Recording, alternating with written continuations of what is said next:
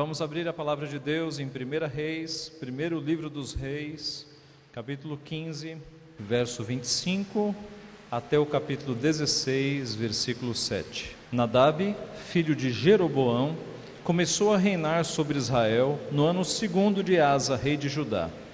E reinou sobre Israel 2 anos. Fez o que era mal perante o Senhor, e andou nos caminhos de seu pai, e no pecado com que seu pai fizera pecar a Israel. Conspirou contra ele Baasa, filho de Aías, da casa de Issacar, e o feriu em Gibeton, que era dos filisteus, quando Nadab e todo Israel cercavam Gibeton. Baasa, no ano terceiro de Asa, rei de Judá, matou a Nadab e passou a reinar em seu lugar. Logo que começou a reinar, matou toda a descendência de Jeroboão. Não lhe deixou ninguém com vida, a todos exterminou, segundo a palavra do Senhor, por intermédio do seu servo Aías, o silonita. Por causa dos pecados que Jeroboão cometera e pelos que fizera Israel cometer, por causa da provocação com que irritara ao Senhor, Deus de Israel. Quanto aos mais atos de Nadab e a tudo quanto fez, porventura não estão escritos no livro da história dos reis de Israel? Houve guerra entre Asa e Baasa, rei de Israel, todos os seus dias. No ano terceiro de Asa, rei de Judá, Baasa, filho de Aías, começou a reinar sobre todo Israel em Tirza, e reinou 24 anos. Fez o que era mal perante o Senhor, e andou nos caminhos de Jeroboão, e no seu pecado, o qual fizera Israel cometer. Então veio a palavra do Senhor a Jeú, filho de Anani, contra Baasa, dizendo: Porquanto te levantei do pó, e te constituí príncipe sobre o meu povo de Israel, e tens andado no caminho de Jeroboão, e tens feito pecar a meu povo de Israel, irritando-me com os seus pecados, eis que te exterminarei a ti, Baasa, e aos teus descendentes, e farei a tua casa como a casa de Jeroboão, filho de Nebate. Quem morrer a Baasa na cidade, os cães o comerão, e o que dele morrer no campo aberto, as aves do céu o comerão. Quanto aos mais atos de Baasa, e ao que fez, e ao seu poder, porventura não estão escritos no livro da história dos reis de Israel? Baasa descansou com seus pais, e foi sepultado em Tirza, e Elá, seu filho, reinou em seu lugar. Assim veio a palavra do Senhor, por intermédio do profeta Jeú, filho de Anani, contra Baasa e contra a sua descendência, e isso por todo o mal que fizera perante o Senhor, irritando-o com as suas obras, para ser como a casa de Jeroboão, e também porque matara a casa de Jeroboão. Vamos orar mais uma vez? Santo Deus, te agradecemos por tua palavra, te agradecemos pelo registro que o Senhor fez, fosse escrito para a nossa edificação e preservado no decorrer dos séculos pela preservação do teu Santo Espírito. Te louvamos porque podemos aprender com os erros do passado, porque podemos ver o teu grande poder, ó Pai, na direção da história e na direção de reis que envergonharam o teu nome. Nós queremos, ó Pai, de fato aprender contigo nesta tarde, pedindo, ó Pai, assim, para que o teu Santo Espírito abra os nossos olhos, para que possamos ver a tua mensagem aqui neste texto, para que possamos aprender do Senhor, possamos entender a tua palavra e possamos tê-la aplicada na nossa vida, Pai. Ajuda para que a tua palavra, que nunca volta vazia, ela faça a tua obra no nosso coração. Abençoa-nos, portanto, ajuda-nos na compreensão da tua palavra.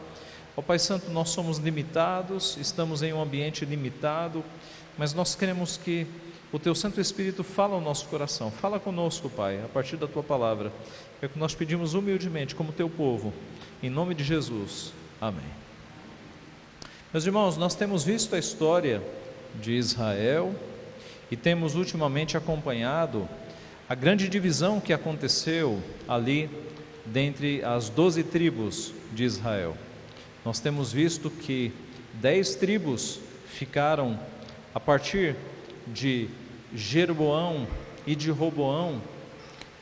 10 tribos ficaram no norte, separadas, formando então Israel, ou Reino do Norte, lideradas por Jeroboão. e 2 tribos ficaram formando o chamado Reino do Sul, ou Judá, lideradas por Roboão. E a história então segue agora em paralelo. Na medida em que você vai lendo a tua Bíblia, você tem sempre essa descrição: reinou o rei tal no reino do norte, reinou tal rei no reino do sul. E agora você tem 2 histórias paralelas sendo contadas ali ao mesmo tempo. Quando nós observamos a sequência de reis do reino do sul, do reino de Judá, nós encontramos alguns reis que foram fiéis ao Senhor, que andaram nos caminhos do Senhor. Por exemplo, o rei Asa, que nós já estudamos aqui, ele voltou-se aos caminhos do Senhor. O rei Josias, que nós estudaremos mais adiante, ele fez uma reforma espiritual em Judá, resgatou a Bíblia, renovou a aliança. Nós veremos mais para frente o rei Josafá, que também foi um rei excelente, que fez com que o povo voltasse aos caminhos do Senhor. O rei Ezequias, da linhagem dos reis do reino do sul, nós temos alguns reis que trouxeram o povo de volta aos caminhos do Senhor. Mas quando você olha para o reino do norte, para o reino de Israel, não se salva um rei. Todos os reis do reino do norte se corromperam. Todos os reis de Israel, das 10 tribos, fizeram o que era mal diante do Senhor. Não se salva um. É uma história muito triste, a história do reino de Israel. E eis que nós estamos nesta história. Nós estamos aqui analisando justamente o rei Nadab, que era filho de Jeroboão, o primeiro rei de Israel, do reino do norte. Então, depois de Jeroboão, que foi aquele que herdou o reino do norte, você tem Nadab e Baasa. Então, nós já vimos os pecados de Jeroboão, que foi o primeiro rei, que foi péssimo, e vamos falar um pouco sobre ele. Mas nesta tarde nós vamos ver os 2 próximos, Nadab e Baasa. E não há nada de positivo para ser falado sobre Nadab e sobre Baasa. Nada de positivo, só coisa ruim. Porque o resumo da vida deles é: fizeram o que era mal perante o Senhor. Aliás, é muito assustador esse resumo que é feito no livro dos reis. Resume-se a vida de um rei, um reinado de 30, 40, 50 anos a uma expressão: andou o rei tal nos caminhos do Senhor. E no caso que nós estamos vendo de Nadab e de Baasa, a expressão é: fez o que era mal perante o Senhor, permaneceu nos pecados do seu pai e andou em pecado. É um resumo triste para mostrar que os anos do seu reinado foram considerados péssimos pelo nosso Deus. Nós podemos falar então de 2 áreas de pecado que tanto Nadab quanto Baasa caíram. A primeira área de pecado em que eles caíram foi que eles andaram no pecado ao invés de andar na justiça. Primeiro, os 2 andaram no pecado ao invés de andar na justiça. Essa expressão andou no pecado, ela é recorrente no nosso texto.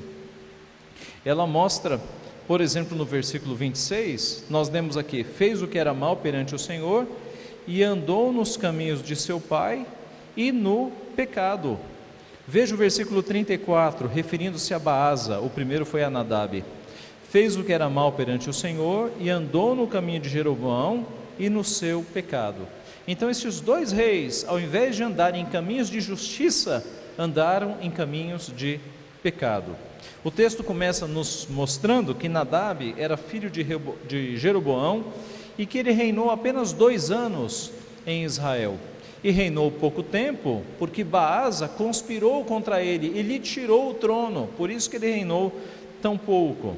No versículo 26 você tem um resumo da vida dele: fez o que era mal perante o Senhor, andou nos caminhos de seu pai e no pecado com que seu pai fizera pecar a Israel. Andou nos caminhos de seu pai, Jeroboão, que foram péssimos, e andou no pecado. Nos versos 27 e 28, nós temos Baasa conspirando contra ele e o matando. E no versículo 29, nós temos Baasa matando toda a descendência de Jeroboão. Os seus filhos, os seus sobrinhos, os seus primos, toda a casa de Jeroboão foi aniquilada por conta de Baasa. Baasa foi o executor deste pecado, mas na verdade ele estava cumprindo uma profecia de Deus. Havia uma profecia de que toda a casa de Jeroboão seria exterminada. Volte a tua Bíblia a 1 Reis capítulo 14, verso 10 e 11. 1 Reis 14, versos 10 e 11. Aqui é a profecia de Aías contra Jeroboão. Aías, profeta do Senhor, profetizando contra Jeroboão. Capítulo 14, verso 10 e 11.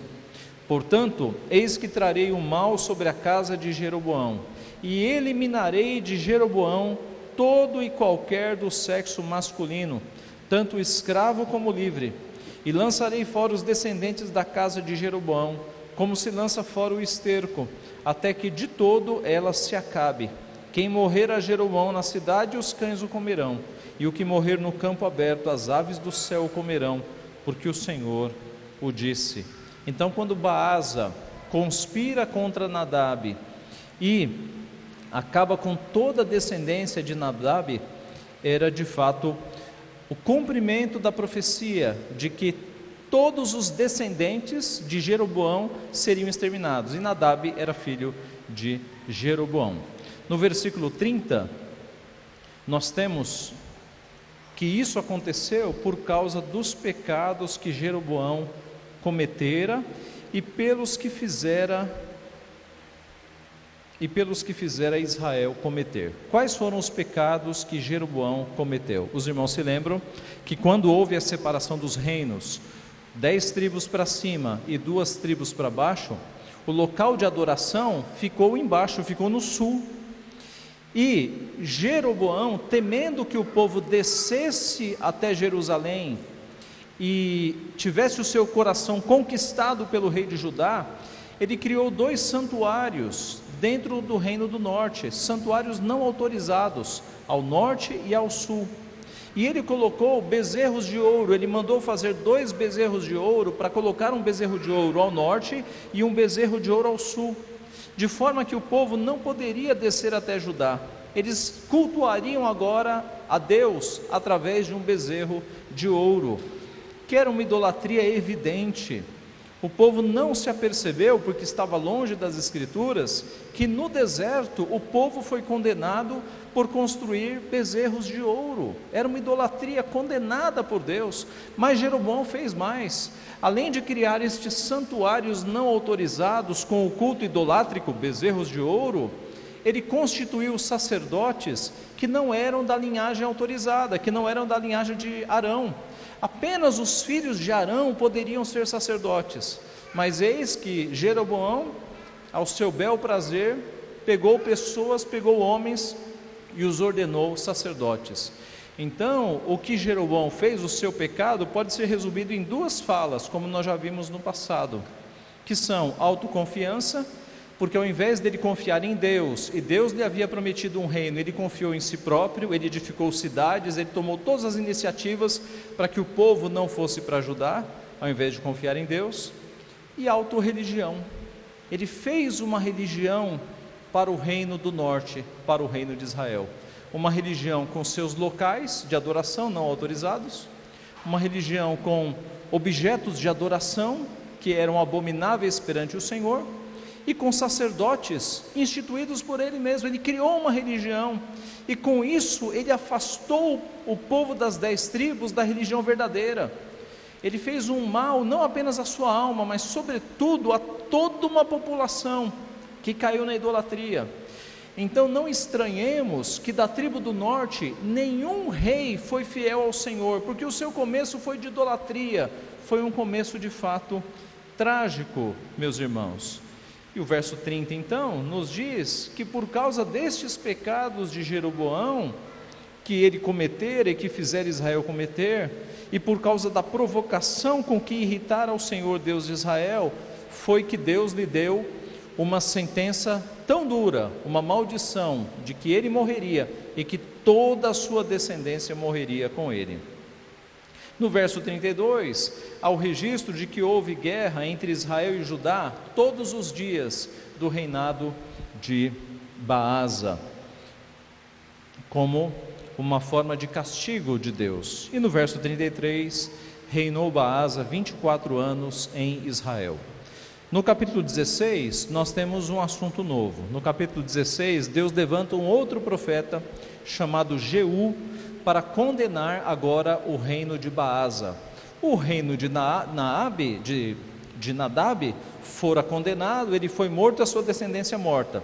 Eis que agora os atos de Baasa serão condenados também. E no versículo 2, este profeta diz as seguintes palavras: boca do Senhor, falando em nome do Senhor: porquanto te levantei do pó e te constituí príncipe sobre o meu povo de Israel.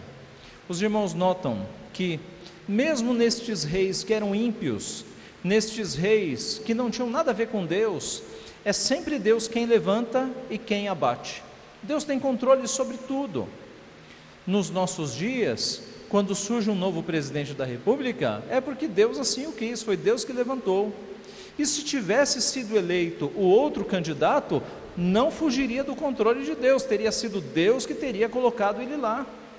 Quando nos Estados Unidos há uma troca de presidente, não tenha dúvida de que é Deus quem está colocando ele ali, para a bênção do seu povo ou para chicote do seu povo. É Deus quem levanta os reis, é Deus quem levanta os presidentes. Aqui nós estamos vendo reis ímpios, tanto Nadab quanto Baasa eram ímpios, eram idólatras. Mas note a palavra do profeta: porquanto te levantei do pó e te constituí príncipe sobre o meu povo de Israel. É Deus quem controla, quem sobe ao trono e quem desce do trono. Mas vem a condenação. O texto fala: e tens andado no caminho de Jeroboão, e tens feito pecar a meu povo de Israel, irritando-me com os seus pecados.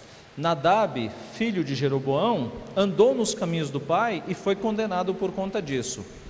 Baasa, que derrubou Naabe, ao invés dele mudar os rumos, adivinha, ele continuou andando nos caminhos idólatras de Jeroboão, que não era o seu parente, mas ele continuou nos mesmos pecados idólatras de Jeroboão. E assim, no verso 3 vem a sentença: eis que te exterminarei a ti, Baasa, e aos teus descendentes, e farei a tua casa como a casa de Jeroboão, filho de Nebate. Assim como Baasa foi usado para acabar com a descendência de Jeroboão, agora a mesma espada virá sobre a sua casa e sobre a sua descendência, porque ao invés dele mudar os rumos do reino, buscando ao Senhor, ele continuou nos mesmos pecados. Quem morrer na cidade será comido por cães, quem morrer no campo será comido por aves. A mesma condenação que foi dita a Jeroboão está sendo dita agora a Baasa. Verso 6, Baasa morre e Elá, seu filho, o sucede no trono. E no verso 7, a reafirmação da punição de Deus contra Baasa e a sua descendência por causa do mal que fizera contra o Senhor, irritando-o com as suas obras, para ser como a casa de Jeroboão, e também porque matara a casa de Jeroboão. E aí talvez você se pergunte agora: pastor, por que Deus está condenando Baasa porque ele matou a casa de Jeroboão, se foi Deus que fez com que isso acontecesse? Deus é soberano sobre todas as coisas. Baasa não era um santo, não era um justo, e Deus foi lá e instigou o coração dele para que ele exterminasse a casa de Nadab, de Jeroboão. Ele foi com as próprias pernas, ele foi com o próprio coração ímpio, ele não fez nada que não estivesse no seu coração, mas sem saber, tudo o que foi feito estava embaixo da profecia e dos planos de Deus, nada foge ao controle de Deus. Hoje pela manhã nós falávamos que todos os desastres naturais, sejam provocados por forças da natureza ou pela irresponsabilidade humana, nada foge do controle de Deus. Deus usa tudo o que acontece no mundo para a sua própria glória, para que pessoas se convertam por meio das tragédias, para que pessoas sejam condenadas porque precisam de condenação. Tudo o que acontece no mundo está embaixo das mãos de Deus, e Ele usa para o benefício e para o cumprimento dos seus planos. Isso em larga escala, falando de acontecimentos no mundo, mas se você reduzir a uma escala menor, na tua vida também. Nada acontece por acaso na tua vida. E se você é um discípulo de Cristo, você tem a promessa de que todas as coisas contribuem para o teu bem, para o bem daqueles que amam a Deus, daqueles que foram chamados. Se você não é de Cristo, tudo o que acontece na tua vida está escrito por Deus. Nem sempre será para o teu bem, muitas vezes será para a condenação. Mas se você é de Cristo, tudo o que acontece será para o teu bem, inclusive o sofrimento, inclusive a doença, inclusive o desemprego. Todas as coisas ruins que acontecem na nossa vida são operadas por Deus para nos tornar pessoas melhores, para nos aproximar mais de Deus. Pense aí na tua vida, quantas vezes o sofrimento não te aproximou de Deus? Num primeiro momento foi ruim, ninguém gosta de sofrer, mas quando você está nas mãos de Deus, Ele usa o sofrimento para que você ore mais, para que você volte para a igreja, para que você volte para os caminhos do Senhor. O sofrimento é uma bênção, meus irmãos. Doenças difíceis por vezes são uma bênção na vida de crentes. Eu já vi de modo muito próximo alguém voltar para a igreja porque Deus lhe deu um câncer, estava longe, Deus deu um câncer, prostrado numa cama, voltou ao Senhor. O câncer pode ser uma bênção na tua vida, se você estiver fora do Evangelho e o câncer for o instrumento que Deus use para te trazer de volta para os caminhos do Senhor, de forma, meus irmãos, que a palavra não mente. Todas as coisas cooperam para o bem daqueles que amam a Deus, daqueles que são chamados segundo o seu propósito. Aqui, tudo o que aconteceu estava embaixo do plano de Deus, embaixo da sua soberania. Nós fechamos aqui o primeiro ponto. Tanto Nadab quanto Baasa andaram no pecado, ao invés de andar na justiça. Em segundo lugar e último, outro erro deles foi que os dois confiaram no poder, ao invés de confiar nas promessas. Eles confiaram no poder político, ao invés de confiar nas promessas divinas. Nesse sentido, você vê que a história desses dois, com uma conspiração, com Nadab perdendo o trono, e aí Baasa mata Nadab e mata todos os descendentes de Nadab, para que não houvesse sucessão, para que não houvesse um herdeiro reclamando o trono. Jogos de poder. É isso que está acontecendo aqui. Quando entra um rei e mata todos os sucessores para que nenhum herdeiro reclame o trono. Isso é confiança no poder carnal, não é confiança nas promessas. É um grande contraste quando nós voltamos na história e vemos o comportamento de Davi. Os irmãos se lembram que antes de Davi assumir o trono, ele contava com a promessa de Deus de que ele era o escolhido para assumir o trono. E Saul ainda era vivo.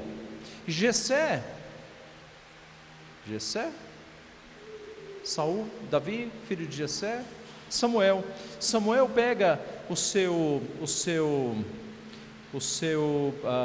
chifre de carneiro com óleo e vai até a casa de Jessé, e ali os filhos vão aparecendo, e eis que Davi, o mais novo, que nem foi chamado em primeira instância ali, é ele que é ungido como aquele que será o próximo rei, o rei segundo o coração de Deus.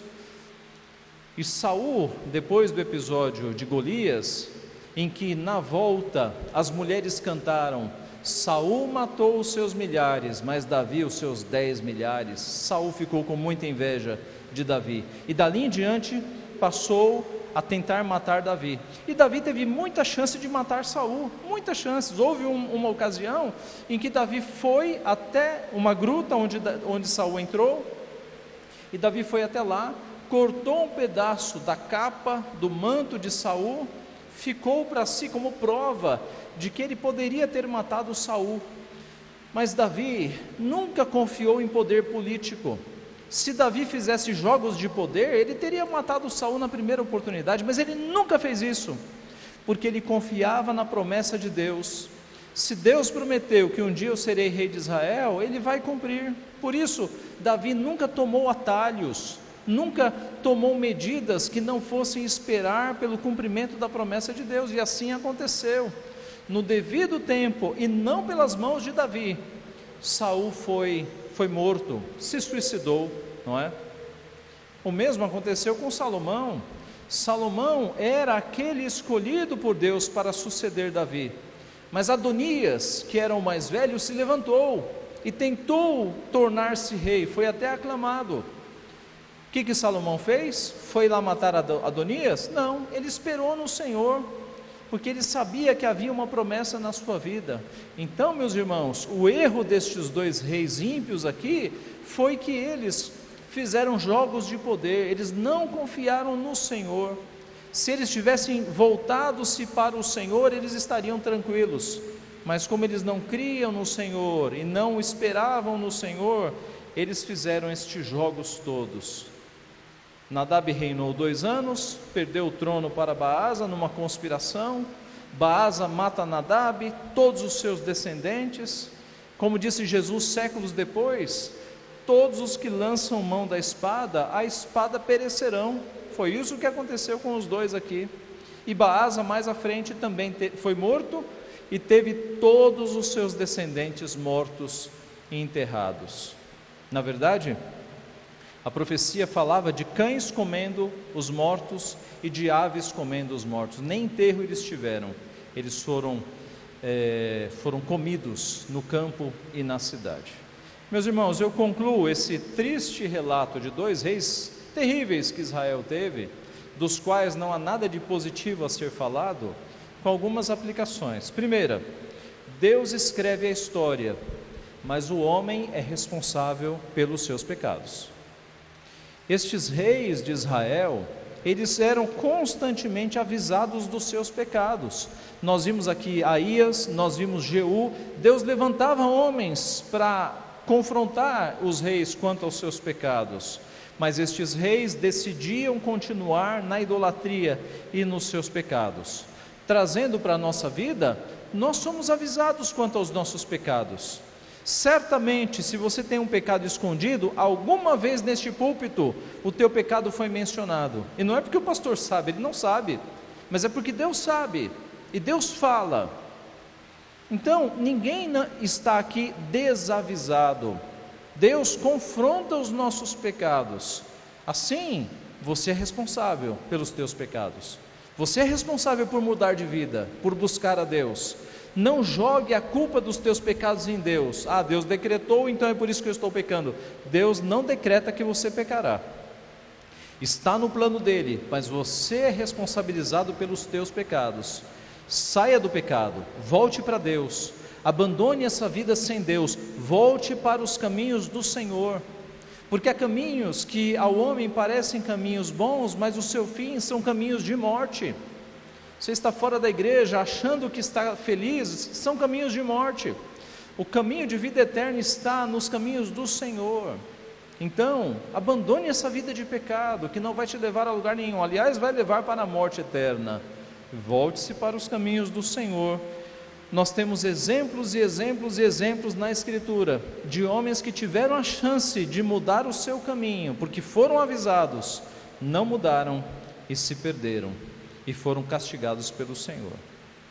Uma segunda aplicação é que Nadab decidiu seguir os caminhos do seu pai Jeroboão. Você não precisa seguir os caminhos do seu pai ou da sua mãe, se são caminhos fora da casa de Deus. Você não precisa. Não há uma maldição hereditária na sua vida. Cristo quebrou todas as maldições, de forma que se o seu pai ou sua mãe tem caminhos que não agradam a Deus, você não precisa seguir esses caminhos. Cristo te dá a chance de você ter uma nova vida, um novo começo. Ele diz na sua palavra que aquele que está em Cristo é nova criatura. Eis que faço novas todas as coisas. Você não precisa, você não está preso a uma tradição familiar que te faça pecar para o resto da tua vida. Você pode romper e você pode ter uma aliança com Deus eterno. Você pode encontrar a salvação. Cristo nos liberta de todas as maldições. Uma terceira aplicação: Nadab e Baasa confiaram no poder ao invés de confiarem nas promessas. Nós não devemos confiar em poder, em currículo, em carreira, em faculdade, em amizades, em redes de relacionamento. Nós temos que confiar em Deus. Quem guia a nossa vida é Deus. Não são as coisas que a gente vai construindo, é Deus. Porque se você confiar nessas coisas, Deus pode fazer com que elas quebrem da noite para o dia, para você perceber que não deve confiar nelas. Confie em Deus, é Deus que dirige a tua vida. Não confie em poder, não confie em jogos de influência, de relacionamento, de currículo, de indicações. Confie em Deus, e Ele dirigirá a tua vida. Você tem a promessa de que não passará fome e não passará nudez nesta vida. Deus nunca prometeu que você vai ficar rico, nunca. Você não acha uma palavra na Bíblia dizendo que você vai ficar rico. Ele promete que você nunca passará fome e que você nunca passará nudez. Você sempre terá o que vestir e o que comer. Essa promessa não acaba nunca. Muitas outras promessas nós temos na palavra. Jesus Cristo nos prometeu que Ele está conosco todos os dias da nossa vida, e eis que estou convosco todos os dias da sua vida. Nós temos a promessa de que a bondade e a misericórdia do Senhor, elas estarão para sempre do nosso lado, Salmo 23, e a promessa de que nós habitaremos na casa do Senhor para todo o sempre. Quarta e última aplicação: estes reinos pecaminosos, ou esses reis ímpios que nós vimos aqui, eles viveram em guerras, e essas guerras eram um sinal da mão pesada de Deus, desaprovando o seu comportamento. Estes reinos ímpios fazem contraste com o reino perfeito, que é o reino de Jesus Cristo, que foi tipificado no reinado de Davi. O reinado de Davi foi tão grandioso que ele apontou para o reinado de Cristo. Mas o reinado de Cristo é ainda mais excelente do que qualquer reinado que tenha passado aqui na terra. É um reino milenar, é um reino eterno, é um reino que já está instaurado, mas é um reino que não tem uma sede em Israel ou em qualquer outro país. É um reino espiritual que é plantado nos corações. Nós somos cidadãos deste reino. É um reino espiritual que já está em operação e que um dia se materializará. Um dia Cristo assentar-se-á num trono e terá um reino geográfico e um reino eterno. Enquanto isso, o seu reino opera no âmbito do plano espiritual, nos corações daqueles que são seus súditos. Jesus é o Rei perfeito, é aquele que conduz o seu povo em caminhos de retidão, em caminhos de justiça. É um Rei que nos conduz sendo instruídos pela sua palavra. É o Rei perfeito, é o Rei dos reis. Que Deus então nos abençoe, meus irmãos, que nós, olhando para esta história de tantos pecados e de tanta condenação de Deus, nós saibamos que nós devemos andar não em pecado como eles andaram, mas devemos andar em caminhos de justiça. E talvez Deus esteja te alertando esta noite para que você saia do caminho de pecado e venha para os caminhos de justiça. E nós devemos confiar não em poder, em relacionamentos, fazendo jogos políticos como eles fizeram, mas devemos confiar em Deus, nas suas promessas. Nós estamos amparados pelas promessas do nosso Pai. Que Deus assim nos abençoe. Amém.